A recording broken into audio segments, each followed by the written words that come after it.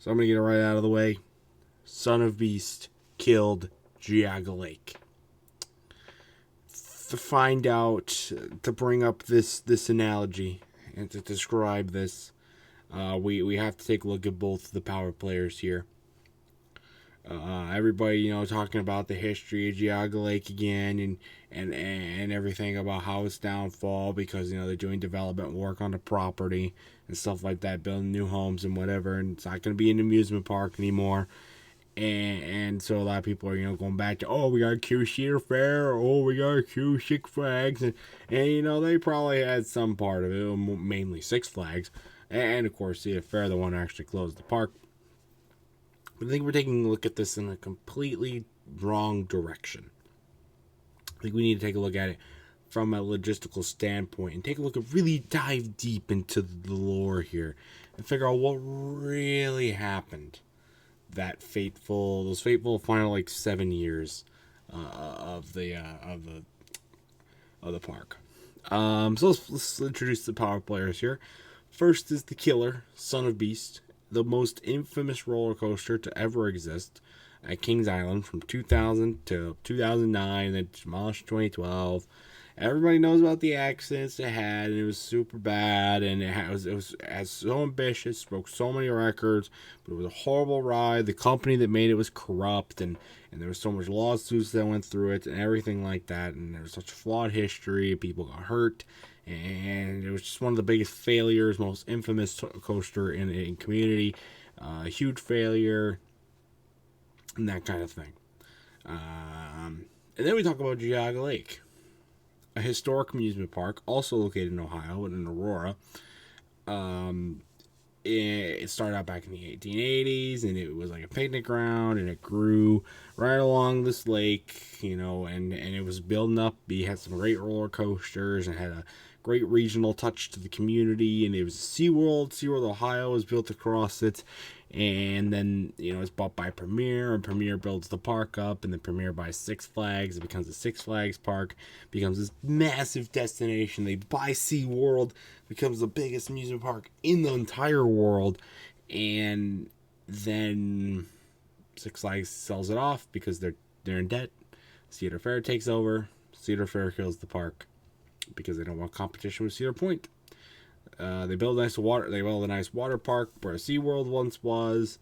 Then after the rides all closed, that stays open until 2016. The park closed in 2007. That stayed open until 2016.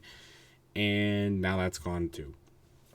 And the property is nothing more than the lake itself, the infrastructure of the park, and now that's getting removed too for development. And nobody really... And then there's a tiny little historical marker along the road about the park. But a lot of people are going to blame certain companies for this. But I think when you take a look at a coaster, that coaster, Son of Beast, so everybody doesn't remember what Son of Beast was for. It was in response... Son of Beast and the whole Paramount Action Zone, which opened in 1999, and then Son of Beast was the expansion for 2000.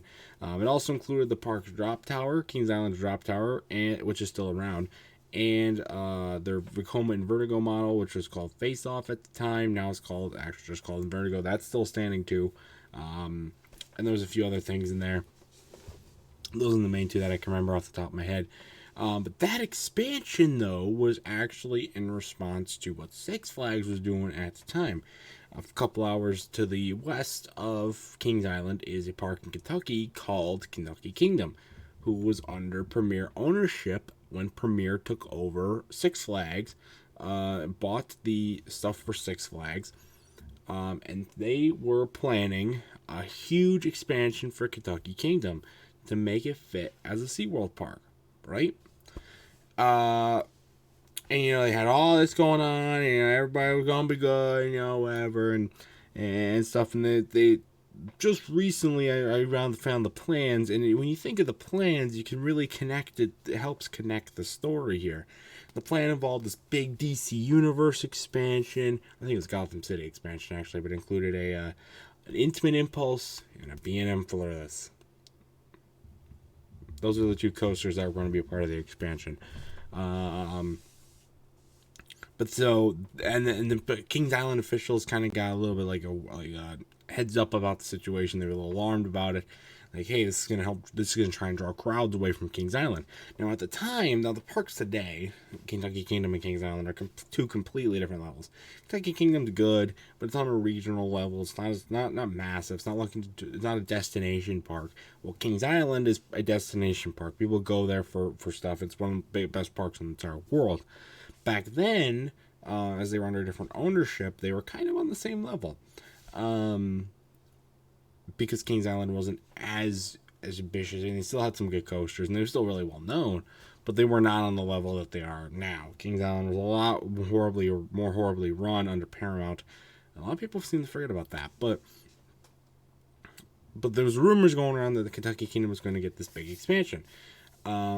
So Kings Island panics, and you're like, oh God, what are we going to do? How are we going to fix this situation? How are we going to keep people, how are we going to drive them away? How are we going to get people back to our park? Here comes the RCCA Corporation with a proposed plan.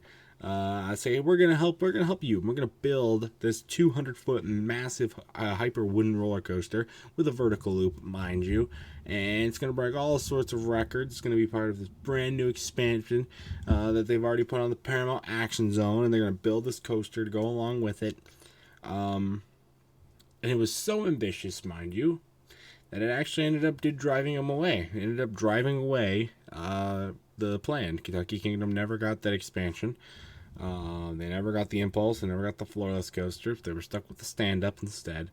And they were kind of just left irrelevant in the Six Flags chain until the park shut the park down in 2010, sold it off, and then it reopened in 2014, and here it is. That's pretty much all the guy for Kentucky Kingdom. And then there's what happened with, Son of Beast and everything. Okay, they scared off the people. Now they gotta get Son of Beast involved. And we already talked about Son of Beast. Horrible, horrible situation. But where did the movement for that big investment go? Well, it went north. Six Flags took their ambition for competition away from Kings Island and moved it up north to Cedar Point. Now, Cedar Point at the time and right now, top of the line, right? It was back then. It was a whole different thing to poke at Kings Island than it was to poke at Cedar Point. Okay. And Six Flags chose to do it. They chose to try it, and so they poured that expansion in. That Intimate Impulse would end up becoming Superman. That B&M Floorless became Fat Man Night Flight, later known as Dominator. The longest B&M Floorless coaster in the world with the largest vertical loop in the world.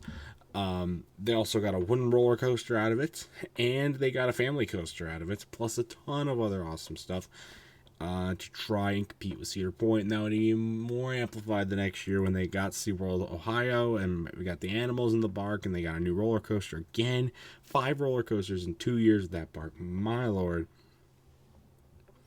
And then after that, they expanded really quickly, and I know the whole downfall with the park is everybody's like, okay, yeah, that the reason was they were expanded too quickly. They didn't have time to build up the infrastructure around the town, more roads, hotels, everything about that. They had no chance to upgrade that. They expanded way too fast, drove people away.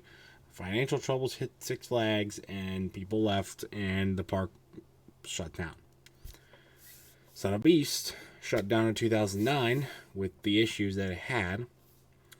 Of course, they're moving the vertical loop in 2006, and all the accidents that it had, and all the inspections, and just the maintenance and headaches and lawsuits. But it left with a huge, not just leaving a mark on the world, but leaving a mark on that park. Because if Son of Beast is never built, Kentucky Kingdom would most likely have gotten that expansion with the B&M Floorless and the Impulse. We don't know what would happen with the Villain or that family coaster, where those would have gone.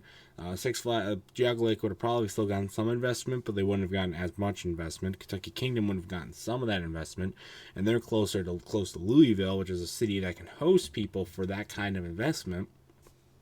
So they probably would have been fine. And Geauga Lake would have been fine. They would have still probably gotten SeaWorld Ohio, but would they have gotten the X-Flight roller coaster? We don't know.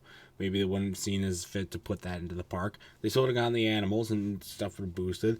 They probably would have seen, it probably would have still gotten sold off because it was seen as more expendable because it's not as a big portion of the park, the company's preferences anymore. Does Cedar Fair buy it though, with it not being as big? Probably, but you really don't know. What happens to Kentucky Kingdom? Do they get more stuff? Do they continue to grow? Do they stay in the Six Flags chain? Do they never get sold off? It's crazy. And what happens to Kings Island? Like this was a marquee I mean, they would probably be fine. I mean, they probably still got bought the Paramount deal and probably still been brought up by Cedar Fair. They were trying to compete with Kentucky Kingdom, that kind of thing. It inspires more competition. Maybe Kentucky Kingdom would be a massive park. Maybe Kings Island wouldn't be as big. We don't know. But with the introduction of Son of Beast, it drove Six Flags away from Kentucky into northeastern Ohio and drove them to overexpand and further kill a park that has survived 120 years of history behind it. And that is quite sad. But it also marks the very, very malicious intents of the Beast's son. And I think it's very, very reasonable to say that we are glad that it was put down for good in 2009 and then buried in 2012. Because who knows what would have happened. Who knows what could be happening today if that thing was still running around in the woods of Kings Island. Now we get a ghost. So, and that happened, folks. There's no way you're going to change it to me. I got all the conspiracies, guys. It's not just Ken Palm. Yeah, I could have wished Reg could have ran Son of Beast.